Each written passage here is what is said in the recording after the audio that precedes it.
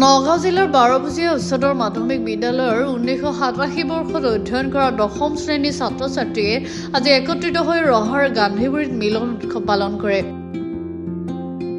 সেই সময়ৰ শিক্ষাগুৰুসকলক আগত লৈ সকলোক ৰোমন্থন কৰিলে স্কুলীয়া দিনৰ কথা। ছাত্ৰ-ছাত্ৰীসকলেও শিক্ষাগুৰুক সন্মুখত পাই আৱেগিক হৈ পৰে।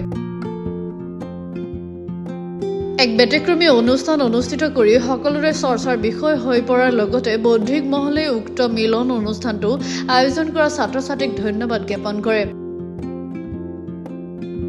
শিক্ষাগুৰুৱেও শিষ্যসকলক প্ৰাণ খুলি আশীৰ্বাদ জ্ঞাপন কৰা পৰিলক্ষিত হয় অনুষ্ঠানটোত। আপোনালোকৰ তিনিটি চেনেলক ধন্যবাদ জনাইছোঁ, শুভেচ্ছা জনাইছোঁ, কাৰণ আপোনালোকৰ বহুমূলীয়া সময় দি আমাৰ মাজত উপস্থিত হ'ল।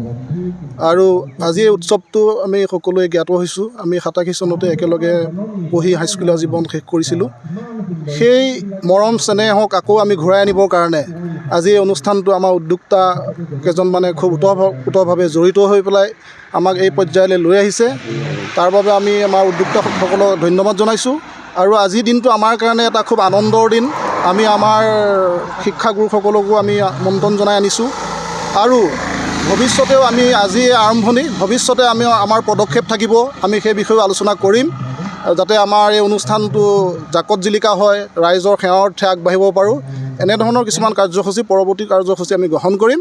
ইয়াকে কৈ মোৰ বক্তব্য সামৰণি। উচ্চতৰ মাধ্যমিক বিদ্যালয়ৰ 1987 চনৰ মেট্ৰিক বেটছৰ সকলো 12 উচ্চতৰ মাধ্যমিক বিদ্যালয়ৰ প্ৰাক্তন ছাত্ৰ ছাত্ৰীক আজিৰ এই তেওঁলোকৰ সন্মিলনখনিত মই উপস্থিত হ'বলৈ পাই খুব আনন্দিত হৈছোঁ আৰু তেওঁলোক সকলোৰে সুস্বাস্থ্য আৰু দীৰ্ঘায়ু কামনা কৰিছোঁ।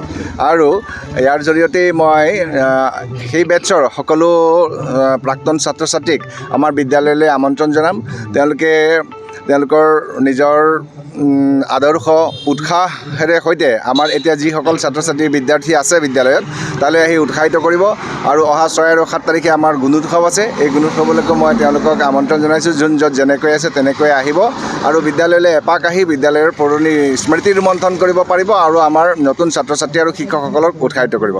ধন্যবাদ। যিটো আনন্দ অনুভৱ কৰিছোঁ সেইটো আমি ভাষাৰে বৰ্ণাব নোৱাৰোঁ। আজি যেন আমি 37 বছৰ আগলৈ উভতি গৈছোঁ, মোৰ চকুপানী ওলাই গৈছে।